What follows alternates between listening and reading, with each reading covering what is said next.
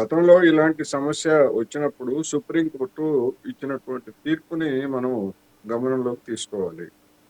Okay. ఏమి చెప్పింది అంటే ఏ పార్టీకి సంపూర్ణమైనటువంటి మెజారిటీ రానప్పుడు పెద్ద పార్టీగా ఉన్నటువంటి దాన్ని గవర్నర్ ఆహ్వానించి మీరు ప్రభుత్వాన్ని ఏర్పాటు చేయగలరా అనేటువంటి ఆహ్వానం ఇస్తే ఓకే మేము చేస్తామంటే దానికి అవకాశం ఇచ్చి తరువాత బల నిరూపణకి గడువు ఇవ్వడం అనేటువంటిది ఒక సాంప్రదాయం. ఓకే. అటువంటి పరిస్థితి లేనప్పుడు మిగిలినటువంటి పార్టీలు ఏమైనా మీరేమన్నా ఏర్పాటు చేస్తారా అనేటువంటిది ఇస్తే ఆ పార్టీలు కూడా మాకు అటువంటి అవకాశం లేదు అన్నప్పుడు పోస్ట్ పోల్ అలయన్స్ అంటే ఎన్నికల సమయంలో ఒక కూటమిగా పనిచేసినటువంటి పార్టీలు కావచ్చు లేదా విడివిడిగా పోటీ చేసినటువంటి పార్టీలు కావచ్చు, మూడో ఆప్షన్ గా అవి ఏవైనా ప్రభుత్వాన్ని ఏర్పాటు చేస్తాయా అంటే వాళ్ళకి మూడో అవకాశం ఇవ్వాలనేటువంటిది సుప్రీంకోర్టు తీర్పు చెప్పినటువంటి సారాంశం. కేంద్ర ఎన్నికల కమిషన్ ఎన్నికలు జరిగినటువంటి ఫలితాలు వెలువడిన తర్వాత జాబితాను గవర్నర్కి అందజేస్తుంది. అది రాజ్యాంగ విధి.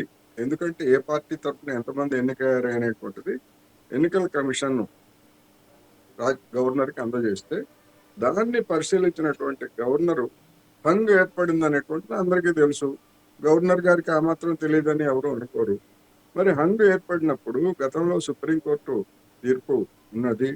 రెండోది 4వ తారీఖు ఉదయం నుంచి సాయంత్రం వరకు చివరి ఎన్నికల ఫలితం తేలేంత వరకు హంగు ఏర్పడుతుంది అనేటువంటి అంశాన్ని మరి గవర్నర్ కార్యాలయం కానీ లేకపోతే గవర్నర్కి సలహాదారులుగా ఉండేటువంటి న్యాయ నిపుణులు కావచ్చు, వీళ్ళందరూ మరి వాళ్ళేమి పరిగణలోకి తీసుకోలేదా, ఏమి చేస్తున్నారు అనేటువంటి ప్రశ్న కూడా ఇక్కడ వేయాల్సి వస్తుంది. అందుకని జాబితా వచ్చిన తర్వాత ఇమ్మీడియట్ గా మరుసటి రోజే పిలవాలి. కానీ ఆయన ఆ విధంగా పిలవలేదు. ఎందుకు పిలవలేదు అనేటువంటిది మరి గవర్నర్ ఎక్కడ నేను ఫలానా కారణంతో పిలవలేదు అనేటువంటి ఆయన ప్రకటన ఏమి చేయలేదు. కానీ ఆయన పిలవాల్సినటువంటి విధి, రాజ్యాంగ విధి గవర్నర్కి ఉంది. పిలవకపోయినా కానీ ఎస్ మేము ప్రభుత్వాన్ని ఏర్పాటు చేస్తామని చెప్పేసి టీవీకే విజయ్ వెళ్ళాడు. వెళ్ళిన తర్వాత గవర్నర్ ఈ మెలిక పెట్టారు. ఈ మెలిక పెట్టిన తర్వాత 118 మంది జాబితా ఇస్తే గవర్నర్ అంతటితో ఆగుతారని ఏం లేదు. వాళ్ళందరినీ నా ముందు తీసుకొచ్చి ప్రదర్శన చేయమని అడిగినా కానీ ఆశ్చర్యం లేదు. ఎందుకంటే గతంలో ఆ విధంగా ప్రదర్శనలు చేయించినటువంటి గవర్నర్లు ఉదంతాలు ఉన్నాయి కదా. అందుకని గవర్నర్ కాదు నిర్ణయించాల్సింది, అసెంబ్లీ వేదికగా బల నిరూపణ జరగాలనేటువంటిది ఒక డెమోక్రటిక్ డిమాండ్. అన్ని పార్టీలు, డిఎంకే చెప్పింది, వామపక్షాలు చెప్పాయి, కాంగ్రెస్ చెప్పింది, లేకపోతే వీసీకే చెప్పింది, ముస్లిం లీగ్ చెప్పింది, ఇవన్నీ చెప్పాయి. మరి బీజేపీ చెప్పిందంటే బీజేపీ చెప్పలేదు. ఆ విధమైనటువంటి ప్రకటన మరి అత్యంత ప్రజాస్వామిక వాదిగా చెప్పుకునేటువంటి బీజేపీ మరి సింగిల్ బిగ్గెస్ట్ పార్టీకి ఆహ్వానం పలకాలనేటువంటి విషయాన్ని ఒక సభ్యుడే ఉండొచ్చు బీజేపీకి, ఒక సభ్యుడు లేకపోయినా కానీ. ఎందుకంటే కమల్ హాసన్ పార్టీకి సభ్యులేం లేరు, కానీ కమల్ హాసన్ పార్టీ ఒక వైఖరి చెప్పింది కదా విజయ్ని పిలవాలని. ఆ విధంగా బీజేపీ ఏమన్నా చెప్పిందా అంటే ఏం చెప్పలేదు. అంటే ఏమిటి దాని అర్థం ఏంటి? ఒక గేమ్ ఆడుతా ఉంది కనుక ఆ విధమైనటువంటి ప్రకటన బీజేపీ వైపు నుంచి రాలేదు. అందుకని ఇప్పుడు సరే వామపక్షాలు లేదా వీసీకే ఎందుకు ఆలస్యం చేశాయి అనేటువంటి చర్చ కూడా వస్తూ ఉంది. ఆ వామపక్షాలు కానీ వీసీకే కానీ లేకపోతే ఇంకా ఇతర 2 పార్టీలు కానీ డిఎండికే కానీ అంతకుముందు ఎన్నికల్లో ప్రధాన పార్టీగా డిఎంకే నాయకత్వంలో పోటీ చేశాయి. ఆ పోటీ చేసినప్పుడు ఆ పార్టీతో ఒక అభిప్రాయ మార్పిడి కూడా చేసుకోకుండా ఏకపక్షంగా కాంగ్రెస్ పార్టీ ప్రకటించింది. దాని మీద డిఎంకే స్పందన ఏమిటో మనం చూసాం. వెన్నుపోటు పొడిచింది అనేటువంటి స్పందన వచ్చింది. నిజానికి సంప్రదించి ఇదిగో మేము ఈ వైఖరి తీసుకోవాలనుకుంటున్నాం అని చెప్పేసి చెప్తే స్టాలిన్ ఏమన్నా తలగొట్టి మలేస్తాడా కాంగ్రెస్ పార్టీని? అటువంటి బైండింగ్ ఏమి లేదు కదా. అది స్వతంత్ర పార్టీ కదా కాంగ్రెస్ కానీ డిఎంకే కానీ. అది చేయలేదు. సరే అది అయిపోయిన తర్వాత వామపక్షాల గురించి అడిగారు. వీళ్ళు అడిగితే మా రాష్ట్ర కమిటీలు సమావేశమయ్యి మేము ఒక నిర్ణయాన్ని సమీక్షించుకున్న తర్వాత మేము చెప్తాము తప్ప ఎస్ అని కానీ నో అని కానీ చెప్పలేదు. కానీ వాళ్ళు నిర్ణయం తీసుకోకముందే ఏం చెప్పారు?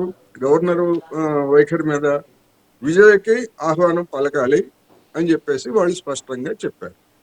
ఇవాళ ఆ రెండు పార్టీలు కూడా ఒక నిర్ణయం తీసుకున్నాయి. వీసీకే ఏం చెప్పింది? సిపిఎం సిపిఐ తీసుకునేటువంటి నిర్ణయాన్ని బట్టి మా నిర్ణయం కూడా దానికి అనుగుణంగా ఉంటుంది అనేటువంటిది వీసీకి కూడా చెప్పింది. అందుకని ఆ విధంగా మూడు పార్టీలు 6 సీట్లు, DMDK captain Vijayakanth party DMDK ఒక సీట్ ఉన్నది. వాళ్ళు కూడా ఇప్పుడు మద్దతు ప్రకటించారు. ఇక మీరు దీనిలో వేస్తున్నట్టుగా సిపిఎం సిపిఐకి వీసీకి ఒక్కొక్క క్యాబినెట్ అనే పద్ధతుల్లో వేశారు.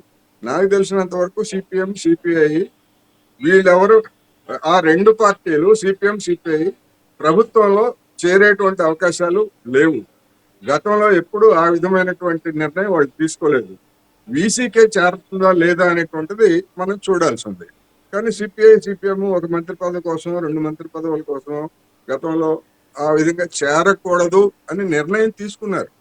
ఎందుకంటే జ్యోతి బస్కి ప్రధానమంత్రి పదవి ఇస్తానన్నప్పుడే గతంలో సిపిఎం నిరాకరించింది.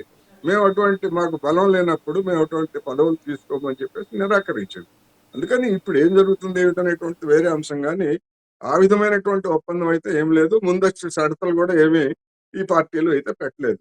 కానీ కాంగ్రెస్ పార్టీ మాకు ఉప ముఖ్యమంత్రి పదవి ఇవ్వాలని పెట్టిందని, లేదా 2 పోస్టులు ఇవ్వాలని పెట్టిందని, ఇట్లా రకరకాల వార్తలన్నీ కూడా పత్రికల్లో వచ్చాయి. అవి అయితే ఎంత నిజమో కాదో మనకేం కోటేశ్వరరావు గారు, తెలియదు కానీ మొత్తానికి ఈ షరతులు రోజు అయితే పెట్టింది క్లారిటీ అనేటువంటి వార్తలు వచ్చింది. వచ్చాయి.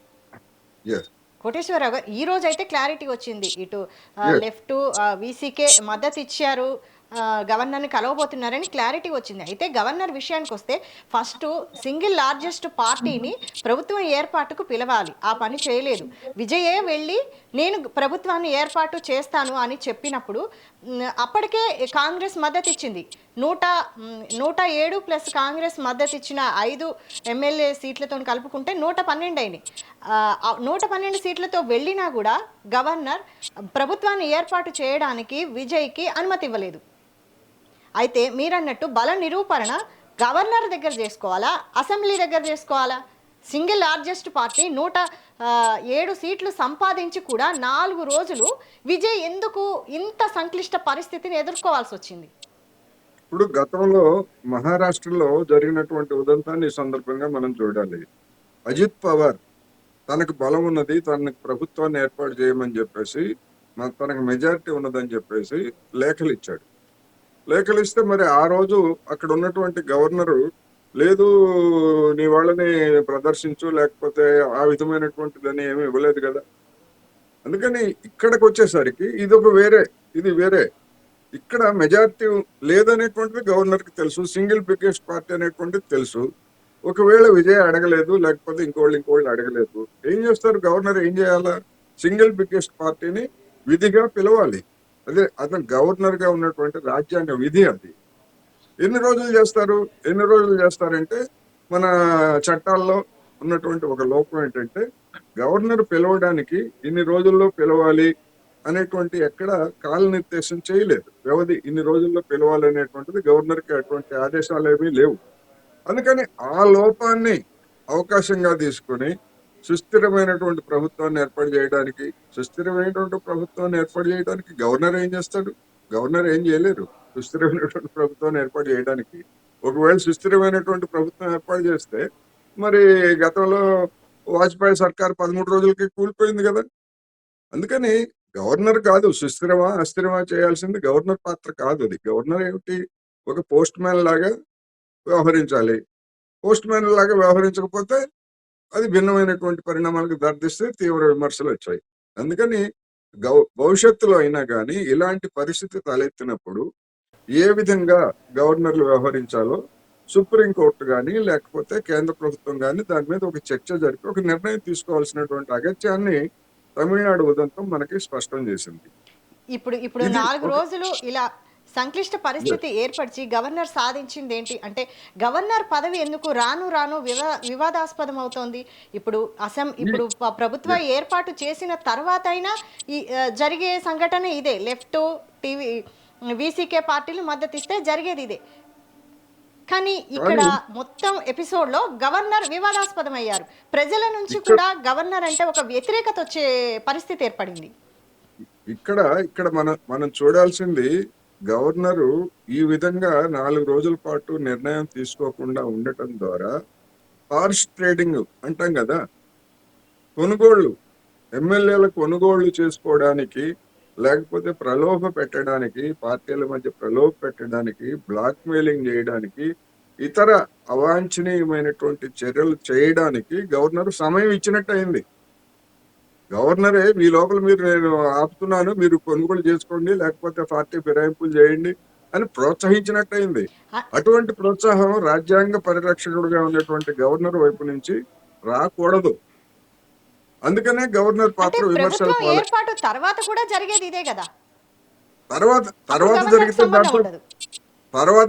దానికి గవర్నర్కి ఏమి సంబంధం లేదు. ఎందుకు అంటే గవర్నర్ పాత్ర ఏమిటి? రాజ్యాంగంలో ఉన్నటువంటి నిబంధనలు ఏమిటి? ఆ నిబంధనల ప్రకారం ప్రభుత్వం ఏర్పడిందా లేదా, దానికి బలం ఉందా లేదా అనేటువంటిది చూడాల్సిందే తప్ప ఆయనకి వ్యక్తిగతమైనటువంటి అభిప్రాయాలు ఉండటానికి వీల్లేదు గవర్నర్కి. అది కొన్ని విచక్షణాధికారాలు ఉన్నాయి తప్ప పార్టీలను పిలిచే దగ్గర విచక్షణాధికారం ఏముంది? ఆయనకి ఏమి లేదు, రాజ్యాంగం ఏమి ఇవ్వలేదు. సింగిల్ బిగ్గెస్ట్ పార్టీని పిలవాలి అనేటువంటిది మ్యాండేట్. ఆ మ్యాండేట్ ని అమలు జరపకుండా ఏదైనా విచక్షణ అధికారం ఉంది కదా అని చెప్పేసి ఆయన 4 రోజులు సమయం తీసుకోవడంతో ఇది తలెత్తింది.